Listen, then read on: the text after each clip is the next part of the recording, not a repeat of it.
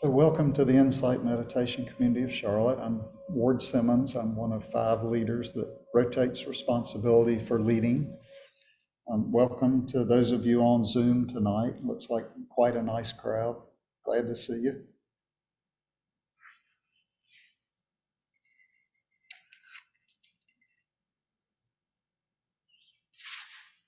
So tonight I want to talk for a little bit.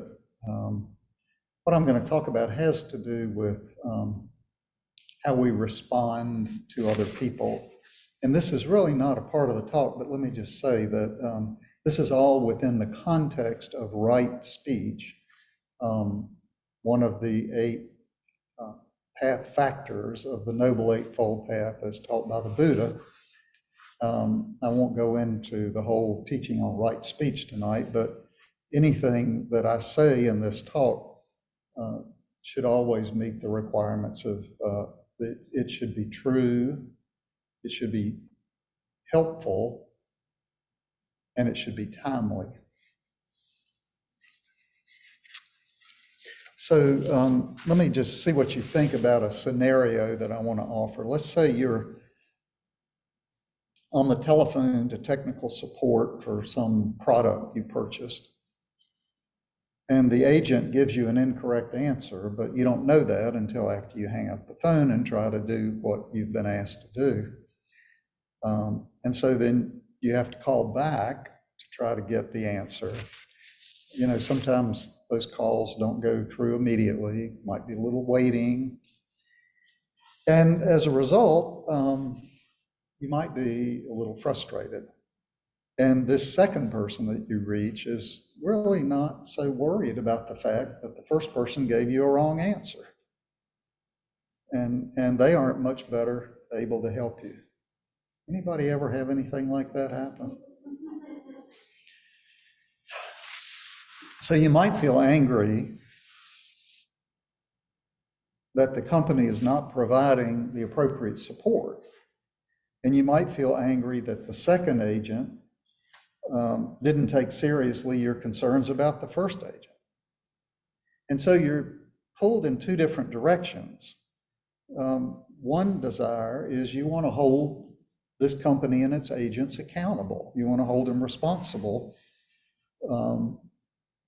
And if you do that, maybe the next person who calls in will get better service. But then another thing pulling you in a different direction is you want to just let go of it. You want to, in the interest of coming out of a place of loving kindness and avoiding creating more suffering, you think maybe I ought to just let this go and not be, I don't want to be a jerk about it.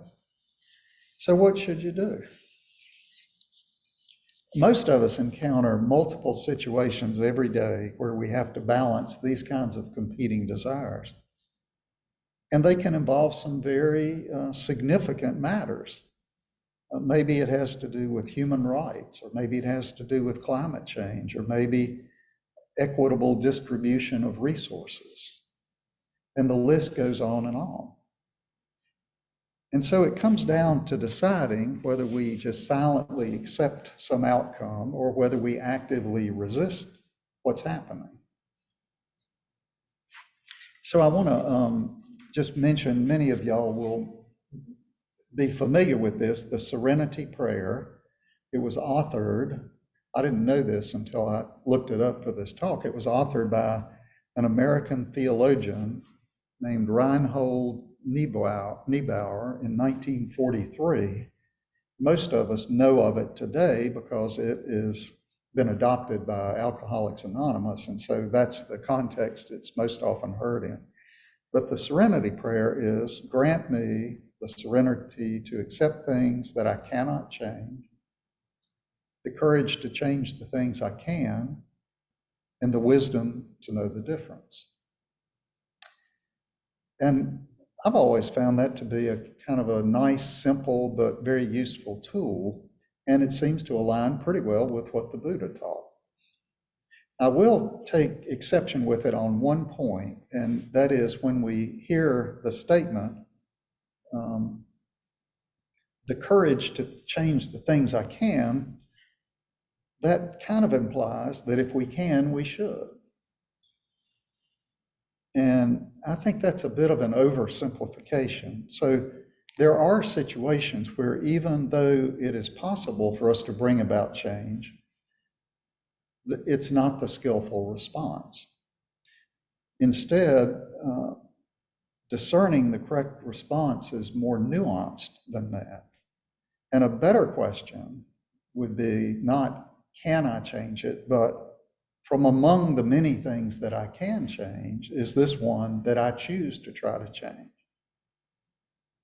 And in my mind, this shows up as kind of a continuum. One end is the actions that definitely should be undertaken, no question about it. And on the other end is the things that should not. An example of the former would be something that involves imminent harm. So maybe there's a child getting ready to run out into traffic.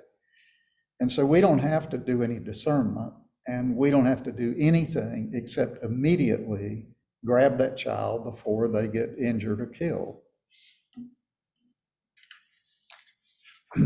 At the other end of the spectrum, maybe something that's inconsequential. Maybe we're in a restaurant and we don't like the music they're playing.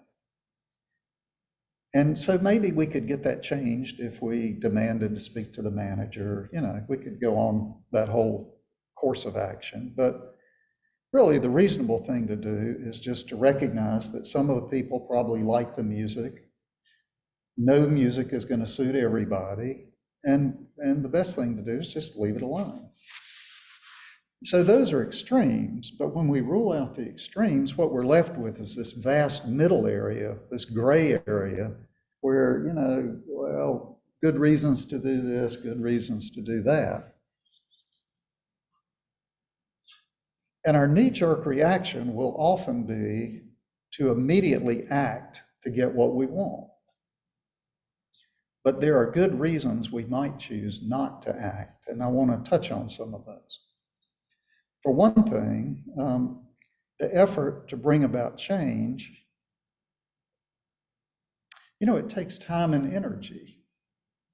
It takes our attention, and we have only a limited supply of that. So we have to choose carefully how we invest this time and energy. So this is a quote, some of you have, I've shared this quote before, some of you have heard it, but I think it's relevant.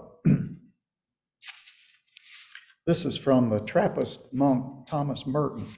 He said, there is a pervasive form of contemporary violence, and that is activism and overwork.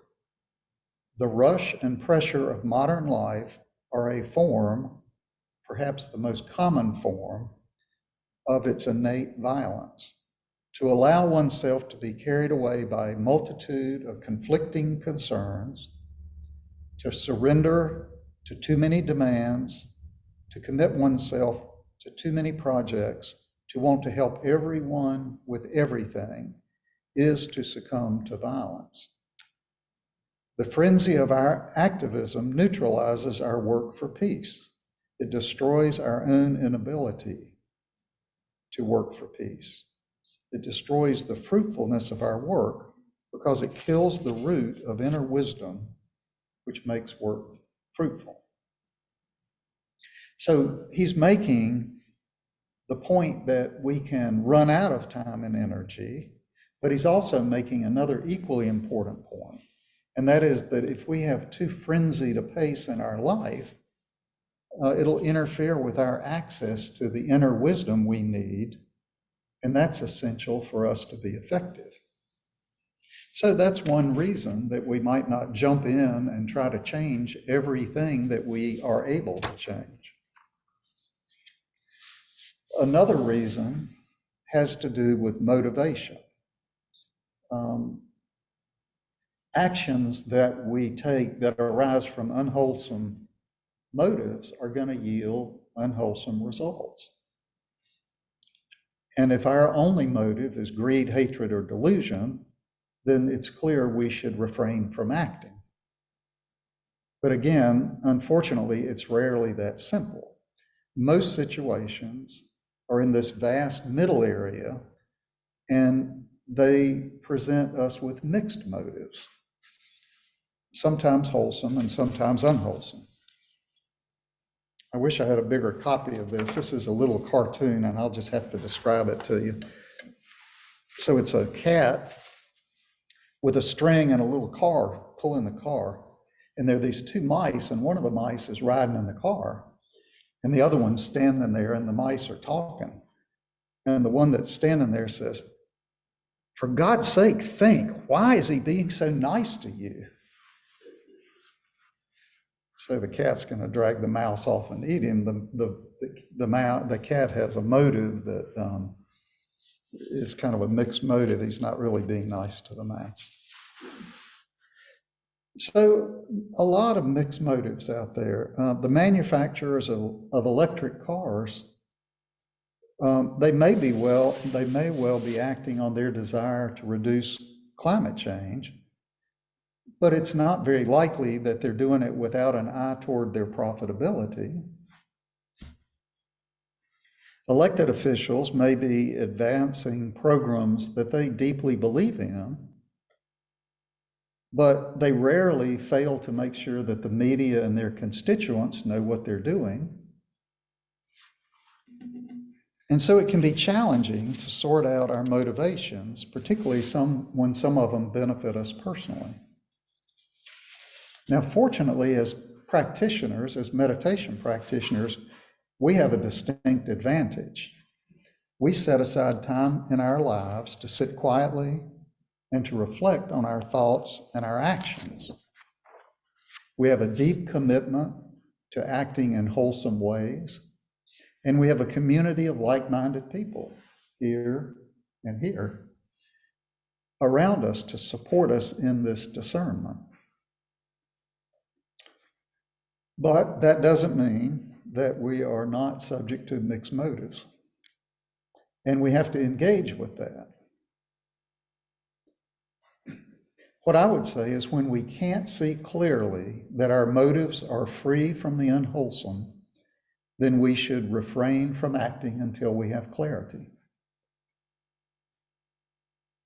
Most, if not all, of our unwholesome motives revolve around our ego.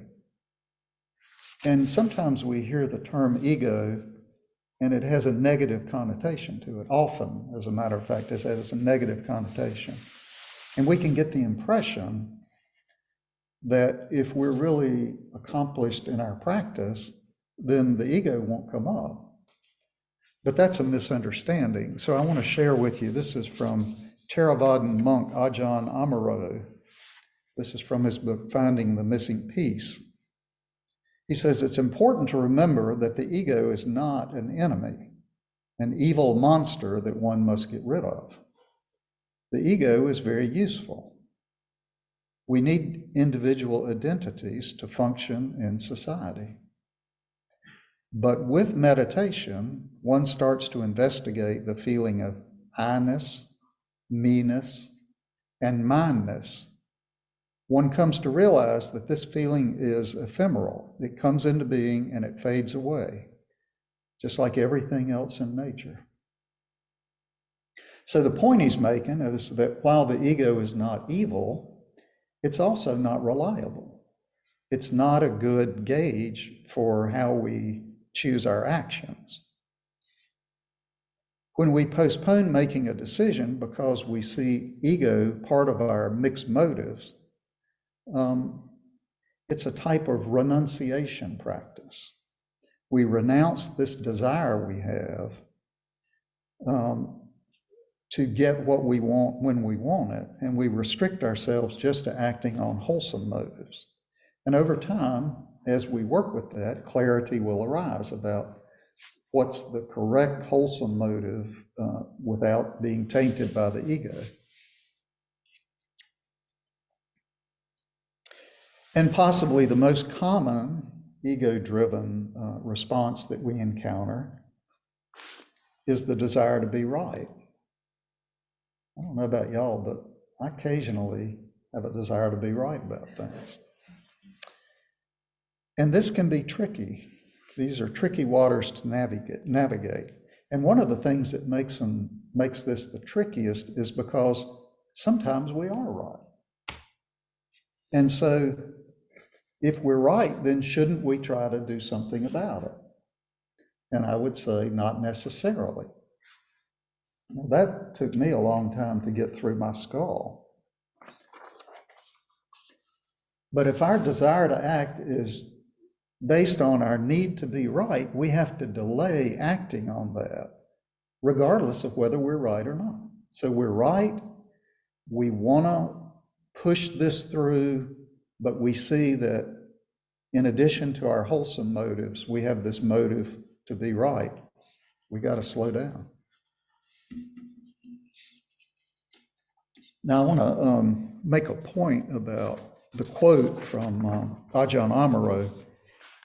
The statement, he says, with meditation, one starts to investigate the feeling of I-ness, me-ness, and mine-ness.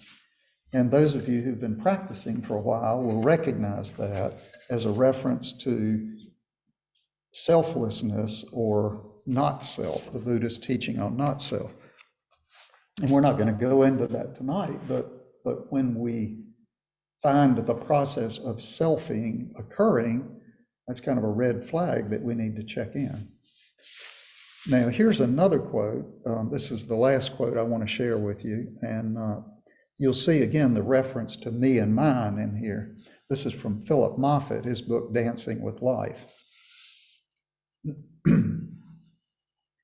When you cling to desire, your ego identity, that aspect of the mind that regards itself as me and mine, becomes organized around fulfilling desires and starts to measure how well it is doing by how many of your desires are met. If you genuinely want to be less caught in clinging and suffering, you need to develop some form of renunciation practice that interrupts this pattern and disengages from the ego's drive to have what it wants. If you don't, your ego desires will continue to rule your life, set your priorities, and allocate your time. Renunciation is not about killing your ego or developing aversion to it. Rather, it is about forming a new relationship with your ego such that it reflects your deeper values rather than its immediate wants. So a friend of mine used to serve on the board of a Dharma center alongside a Theravadan monk, not this monk, but another monk. And the center was in a time where they had a lot of pressing issues. They had to meet, this board had to meet often, and they had to meet for long time periods. And my friend commented on how this Theravadan monk practically never spoke in discussion. And you know what it's like to be in a meeting, it's long, everybody's tired, and all of a sudden people, you know, you see like the school kids, and there's somebody in the back of the room waving their hand, they want to be recognized. We all know that feeling, you know, the conversation's underway and we want to put in our 2 cents worth. But this monk was just able to sit quietly and almost never speak. And that was really for him a practice of renunciation, not speaking until he had complete clarity. And really, renunciation is just another way of saying non-attachment. We know from the second noble truth that our attachment is the source of the unsatisfactoriness in our lives. And we know from the third noble truth that to the extent we relinquish our attachments, our lives will be more satisfactory. So really, this practice of not surrendering to an impulse to act is really just the practice of the Four Noble Truths. So I'll offer that for your consideration.